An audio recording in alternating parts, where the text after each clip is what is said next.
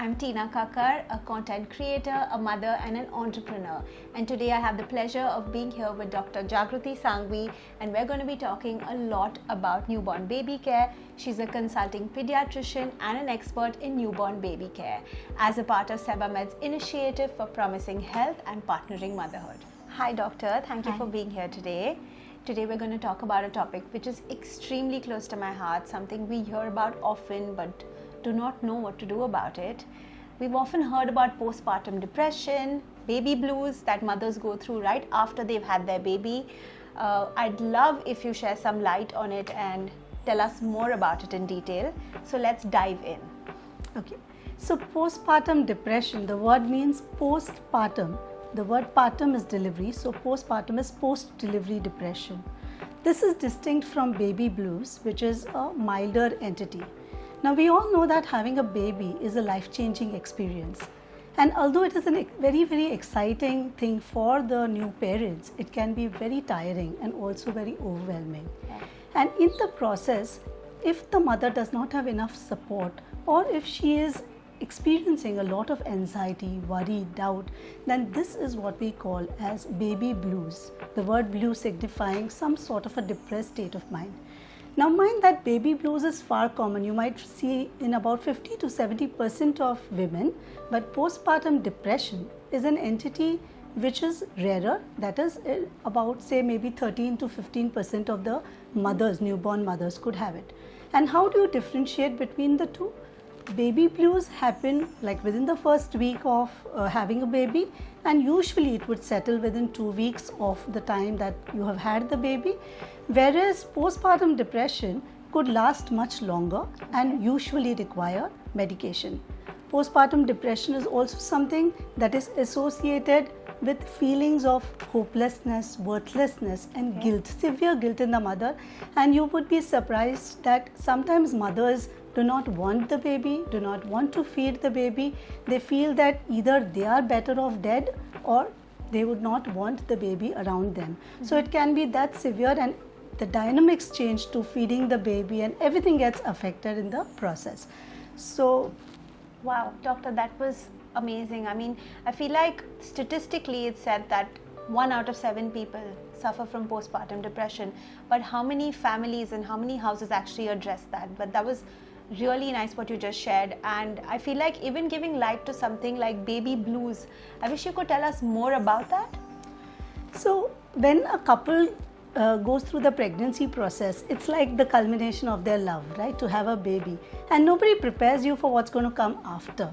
And soon after the delivery, the mother undergoes tremendous changes. So there are changes in their physical self, their body image goes for a toss. There is changes in their mental state because there is complete sleep deprivation. I'm sure all of us have seen that. Emotionally, the mother is at her most vulnerable phase of her life. So physical, emotional and mental, to add upon it all the hormonal changes that are happening to her. So all these add up to feeling depressed, anxious, worrisome and a lot of guilt, because in the process the feeding gets affected. So again, apart from that, her social status is also changed. Suddenly she is put up with a lot of responsibility, which even though she was preparing herself, it's never the same. So that is what actually makes a huge difference, and having a family that supports would really make a very, very big difference. I think that whole process of having the baby can be very overwhelming at times, and of course this is something that one must address because it's actually a condition that exists. It's called postpartum depression, and I'm so glad that you brought about and you came here and told us about both postpartum depression and baby blues, which is something we all often go through. I also had some more questions. So who's most likely to go through postpartum depression? Everyone, to be honest. Wow. But there are certain risk factors. So you have maternal risk factors, that are the risk factors for the mother, and child risk factors. In the maternal risk factors, you could have a mother who is too young or a single mother, somebody who has very limited social support, somebody who has either a personal or a family history of depression is also more likely to have depression postpartum. All right. Amongst the risk factors for babies, I would think that the commonest is a colicky baby. I mean, if you have a baby who's colicky, the mother's dynamics goes for a toss, and that causes the mother to have self-doubt, and that kind of cascades into baby blues at times. So colicky babies who have difficulty with feeding, babies who are premature or who have required to be in the NICU, that of course causes a lot of worry to the mother. And finally, when we look at dual factors, mother and child, then if you have issues with latching and breastfeeding, then that becomes a reason for the mother to worry a lot, and that could push her into a postpartum depression. Wow, that's good to know. And I mean, you brought about points like even what the baby is going through can affect the mother mentally, physically and emotionally is actually very deep. Thank you for that, doctor. I'm sure this is going to help a lot of people to understand what this really means. So I have actually a question on do men or do fathers also go through postpartum depression, or is it called something else? Yes, actually fathers do go through. It's just that probably nobody looks into them at that point of time, or they want to shy it out, or they want to not show it to the world.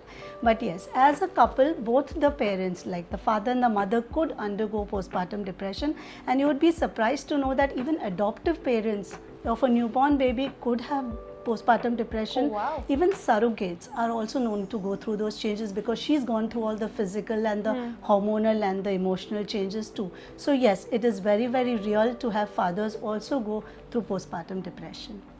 Interesting thought, and a lot of men brought it up and we thought it was funny then, but this is actually proven scientifically now.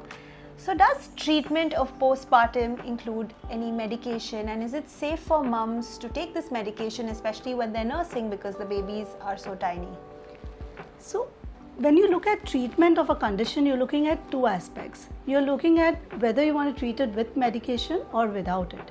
When you talk about without medication, is what we would all want to do initially is first and foremost just support the mother.